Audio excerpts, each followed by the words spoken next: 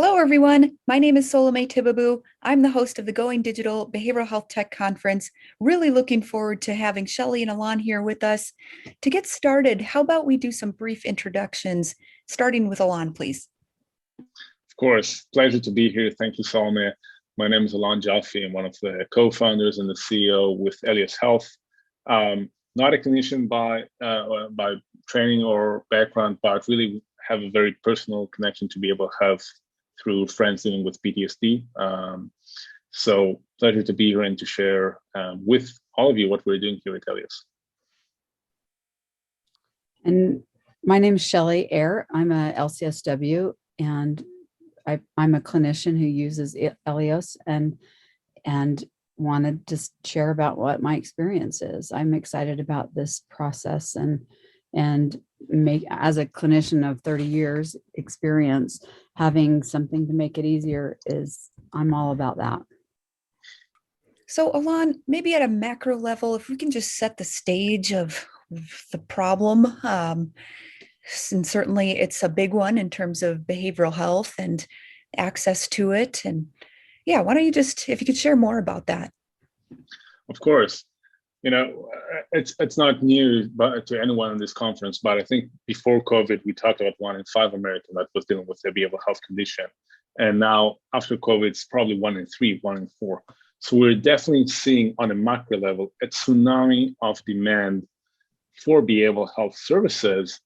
But with this exponential increase in demand, if you will, actually the number of clinicians has stayed the same. So we're seeing a massive shortage of behavioral health clinician. SAMHSA just issued a new report that states that by 2025, we have a shortage of more than 4.5 million behavioral health clinicians in the country. So I think on the one hand, it's the shortage. On the other hand, it's the clinicians we do have, the time that they need to spend on documentation, on administration, and Shelley can probably testify to that way better than I do. We take the clinicians we have and we force them to spend a lot of time on administrative work and not seeing clients, not seeing consumers, not seeing patients. And that also has effect on the quality of care side, right? So everything is connected. And I think now, because of COVID, we are experiencing this problem much broadly in a much stronger fashion than before. And Shelley, what have things been like for you through COVID as a provider? Well, I think that, even the most healthy and functional people in my world have experienced anxiety and depression and fear at levels that most of us in our generations haven't really experienced before. This is, in many mental health ways, it's like it's been a war, and everybody's been in a war zone and being holed up in your bunkers and hoping for safety. And so as we know, but that isolation is one of the main tenets of depression and anxiety. And so by having forced isolation, it's increased the intensity and degree of people's feelings of unrest. And so it's turned the volume up on all the problems that already existed and have created more. And so for me, the people who have sought help have had an increased level of intensity that makes it difficult it makes it difficult as a clinician, because you can only do so much of that because the intensity is so great. And so the reason that this program is so awesome is by making the documentation process easier and less stressful, as well as we probably haven't gotten there yet, but like the analytics of this program to say, okay, here's the keywords. Are you catching all this? Are you what's going on? And how are you using your modalities? It's one of the cool things about this program is it really, I've been a clinician for 30 years. I've been around the block in the county fair. I know I've taught students and other clinicians how to document and how to be a therapist for all these years. But what's cool about this is it's training me. Okay, what modality have I used? Did I use CBT. Oh, there it is, where it shows me.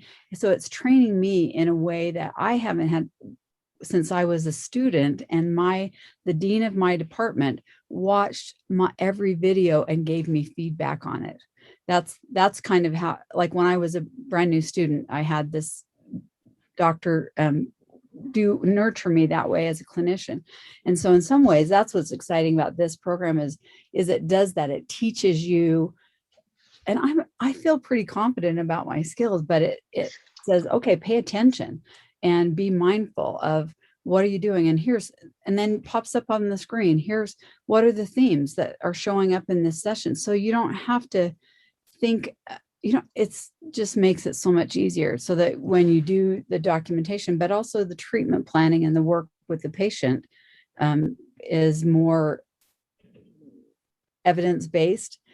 The things that we've talked about, it needs to be evidence-based and we need to follow these plans. But here's this analytics saying, are you doing what you're saying you're doing? It's so amazing. It's really cool. So I don't know if I jumped ahead there, but. What a great estimate to Eleos. And definitely, Shelley, I'm looking forward to diving a little deeper on that. But perhaps, Alon, for those in the audience who might not be familiar with Eleos, can you give us some background? Of course. And Shelley, thank you for your testimony on that. But yeah, Eleos is really, we're getting a brand new category in behavioral health, and we call that care intelligence. So we're not an EHR company, we're not a telehealth company. And the sole motion of what we do is really empower clinicians' workflow, allowing them to focus on what matters most, which is caring for their clients, caring for their patients. When I take a step back and we talk about those two main problems that we have right now, the overburden of documentation, the quality of care, we believe that if we'll free up clinicians to focus on their clients, if we will help them to close the feedback loop and actually show them the data from their sessions, we will be able to see more patients, and those patients will improve faster. And with that, we'll open the bottleneck on access to care. And so that's what we do. We run in the background of sessions, and we deeply understand from the voice, from the text, what's important. What's important on an administrative level, what's important on a clinical level, closing the feedback loop immediately for the clinician. Everything is being done, of course, with the consumer consent. Everything is according to HIPAA compliant and everything that is needed. But we really believe it's a game changer in terms of clinicians' workflow. That's the focus for us. And by supporting the workflow, you can open up a whole new world of opportunities to really understand whether clinicians are providing evidence-based care, and at a network level, at the health system level, can really see what's working for each client. And that's, I believe, the promise of personalized treatment, understanding what's working for each client by analyzing the text, the voice, measuring the outcomes, and closing the feedback loop with all the data that is also coming from the EHR. So that's the promise of Eleos, really doing personalized behavioral health at scale. Wow, really amazing to hear how you're both at the same time empowering clinicians to focus more on what they came into the field to do and also improving that patient care. Shelley, if I could go back to you, can you expand on, what's the impact of Eleos been on everything from daily scheduling, workflow? I know you mentioned guidance around evidence-based treatments, analytics. I think that, you do your session and then the note pops up. It's so much of it is automated, and they have, it'll come up and say client reported anxiety and depression. So you don't have to type it out, the cues about what needs to be covered. But then there's the themes, or what were the keywords that were utilized to make sure that your note reflects what's going on. And then you can refer back to that when you're getting ready to see the client again and have a quick shot. So it just makes it simpler. And what makes therapy overwhelming, besides the emotional impact of dealing with people's sorrows, and they're so great right now, so many sorrows and so much loss. I've never dealt with so much grief in all my years of as a therapist in variety of settings. I mean, the themes of grief and loss are so huge, and it's heavy work.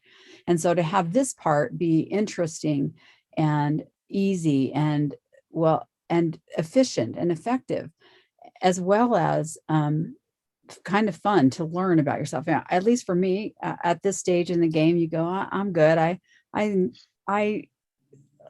I am going to do a training, I partial out at, like, do I really need that? Is it really something I need? But this is immediate feedback about, what modality did you use? Okay, this sounds like CBT, and not that the system's perfect. They're constantly working on improving, but what is amazing for me is just to have that generated from taking the AI takes what you've said and puts it into words that fit into the clinical note, and so that I don't have to spend so long at it and spend so much time documenting. So it's not so much, and I can get through.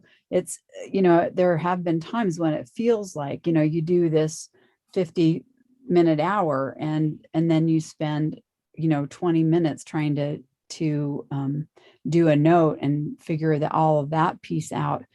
It means that you're making that much less, really, like, even though because you only get paid for an hour, and often it takes so much longer than that hour, and it impacts you in that regard. And so to be able to do this note in 5 minutes, 10 tops, because part of it's written for you, it's pretty amazing. And I've worked in lots of settings over the 30 years, back to the old paper, and I'm that old, the old school where you had to write it by hand, to now all the electronic versions. But this one is really one of the best that I've ever worked with, because it's so intuitive.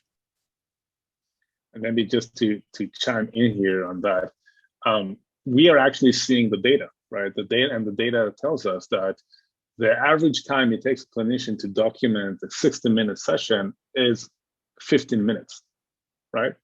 And that's without Eleos. And with Eleos, we're seeing between 30 to 40% reduction in that documentation time. So imagine what you as a clinician can do with, an extra 2, 3, 4 hours back in your week, right? That's a huge change for the lives of clinicians. And if you can do maybe even one more session, 1 more hour that you spend with another client, you just improve the access to care, you can generate more revenue. And we're actually seeing that from the providers, from the clinicians we work with. And not only that, but we're actually seeing clinicians using more evidence-based care, because we all know once we measure something, we improve, right? Mm-hmm. And once you have that immediate feedback on the work that you do, so our voice AI runs in the background as the session ends. You get the baseline for your progress notes. You get the full analytics on what type of intervention did you use as a clinician, what were the main themes. You see that, and clinicians are we're seeing clinicians moving from 4 evidence-based techniques per session to 7.5. So we're really seeing improvement in the implementation of evidence-based care in the clinical delivery. And part of that is that you get that immediate feedback of what does that mean? Because we all went to school and we learned all those theories, and we've been to a million trainings, but how do we communicate that? How do we utilize that and draw from all those tools into that little tiny window to help somebody? But so then you get this little sheet, and it tells you, did I monologue? Was I listening? Was I active listening? What were the questions that I asked? I mean, it is an eye opener as far as a clinician goes. And this old girl, I've been around, and so this is what's exciting to me about it, is that it makes it not only easier to do and more efficient and effective, but I feel like I'm able to provide better treatment because my mind is being stimulated in a different way that nobody else ever, like, I've never seen anything like this. And I've been around the block.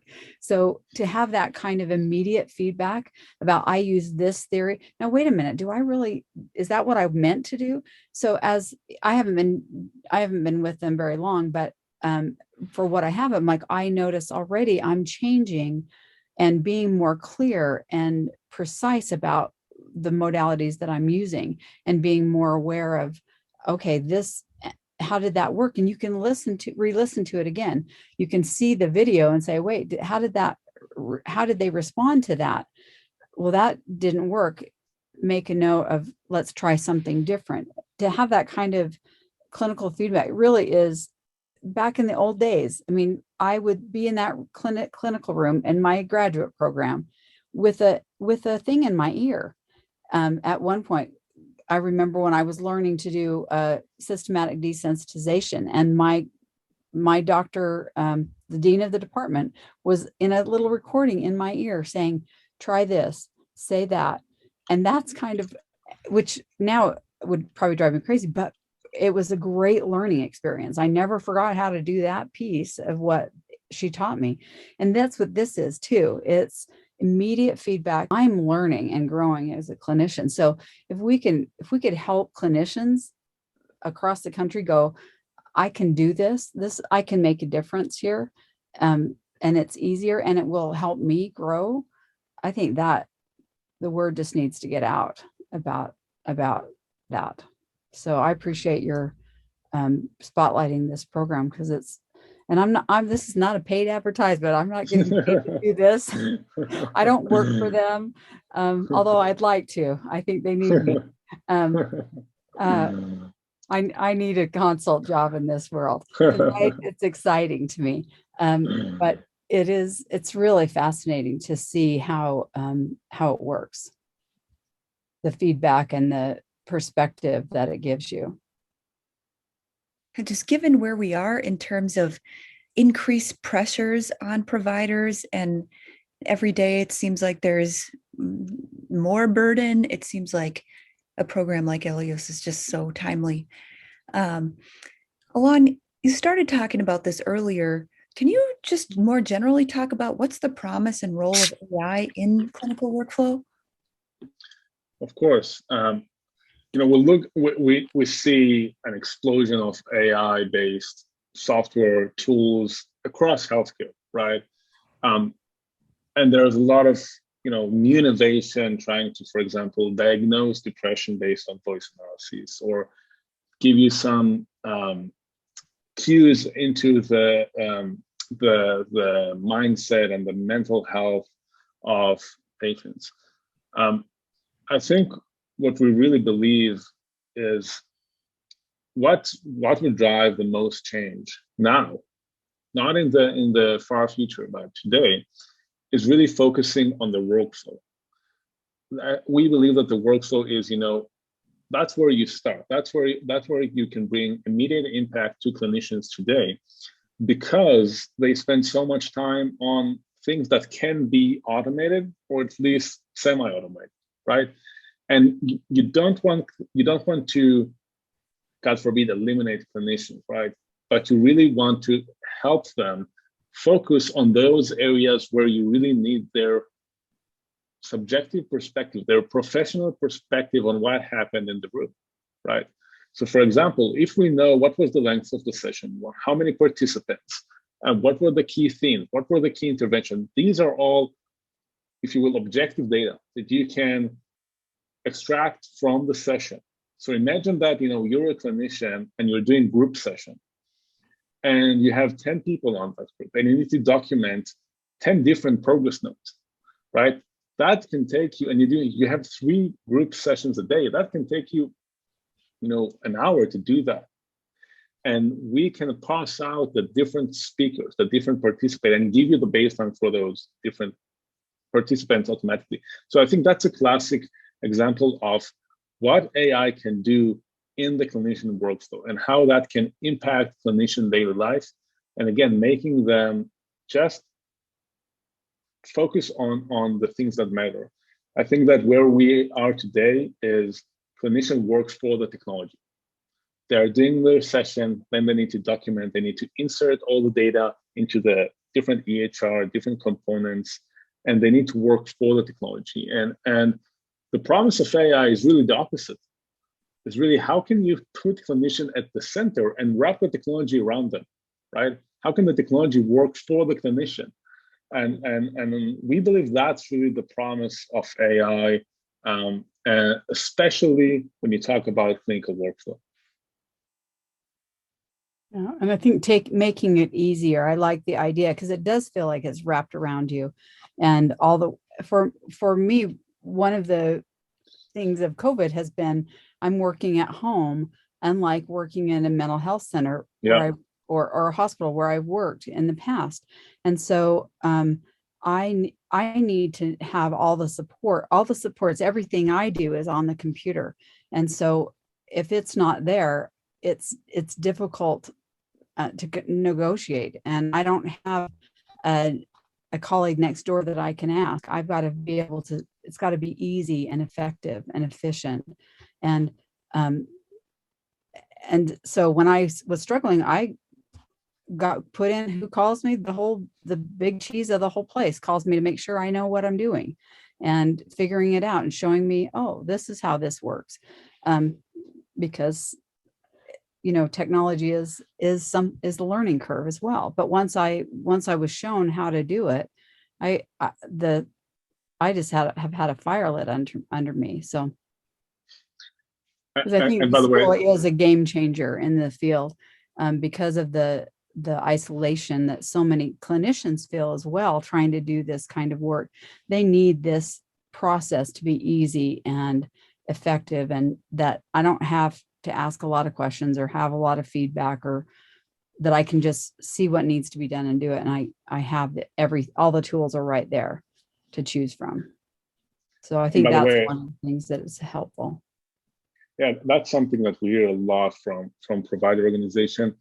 Just the turnover of clinician because of the burden of documentation, but also, it's a hard work to be in constant focus, dealing with such emotional topics, right? And a lot of the time when you're in your clinic, in your physical space, you have your colleagues that you can talk with them, vent out, right? Share your emotion and your feelings. But in this new reality of telehealth and COVID and everything that's going on, that was, it's gone. It's out of the window. And we really feel that, clinicians are also people, and they also need support, and they also need tools to help them with their daily schedule. Because today, for most clinicians, the best tool they have is their notebook, right? That's where we are. Shelley, I think what you said is we hear that across the board. Well, Shelley, it sounds like Eleos has made a huge impact in your practice. Do you have any closing thoughts? I wanted to the reason that I'm here is I just wanted to say how much it makes doing this kind of work doable for me. That feeling like I'm learning and getting good feedback about what I'm doing, so that I can give the best care possible, which is my goal and my boss's goal, that I give the best care that I can. And so being able to do that and then document it easily and effectively, that is meaningful and real in real time, I think is really vital to my success as a clinician, as well as in the work that, we really only are as successful as the person feels we are, if it helps them making the changes that they want to make. And so for me, I want to come back to that evidence-based practice. I worked in an organization where they, brought in the world's best trainers on CBT and DBT, and like these were the modalities that we used, and evidence-based, and we were taught that. But I never got the kind of feedback that I'm getting from this AI program about, did you do that? Did you do what you said you were going to do, that you started out to do? And so being able to look at that, and so specific, it's like, okay, so here's the example of where's my CBT? If I showed you the client I saw yesterday, I can say, okay, I did CBT right here, and here's where I did a little trauma focused, and it shows you on there. And I can get wordy. Did I do that? And having that, we're all just behavioralists and at our very base level, that's what reinforce continues, right? And so to have that reinforcement right there on the screen so that you know exactly what you're doing and how you want to do it differently to be more effective, I think it's just, I can't even say enough about how valuable that is to me as a clinician. I think would be so helpful to others. In fact, I put a call into my, I used to work for this huge organization here in these Western states where I live, and said, you guys have got to look into this program. It's so much better than what I struggled with for all those years there. So we'll see what happens. But I think it would make a huge difference. And Alon, if I could ask a final question in terms of, value-based care, pay for performance, this is a lot of the future of behavioral health. Can you offer your perspective on that? Yes, sure. I think, behavioral health 1.0 in a way was really that notion of telehealth and improving access to care, right? And I think because of COVID, this has got through an amazing acceleration. And it's pretty clear across the board that the video technology works. We can provide a therapy session via telehealth. And also when you look at the different, for example, pricing for the different telehealth companies, they're pretty much the same. The 2.0 of that evolution is really around quality of care. And how can you demonstrate as a provider, as a health system, to the different stakeholders, right? To payers, to employers, to everyone involved, why you are better than the provider across the street. Why should I contract with you? Why should I refer my population to you as a health system and not to someone else? Because now with technologies, the lines of geography have completely blurred, right? And so we're also seeing a lot of payers, and I'm sure that also in the different speakers in this amazing conference, this will be a big topic that people will talk about, right? Is really they're looking to move towards pay for performance, towards value-based care. And then the questions become, how can you demonstrate the value?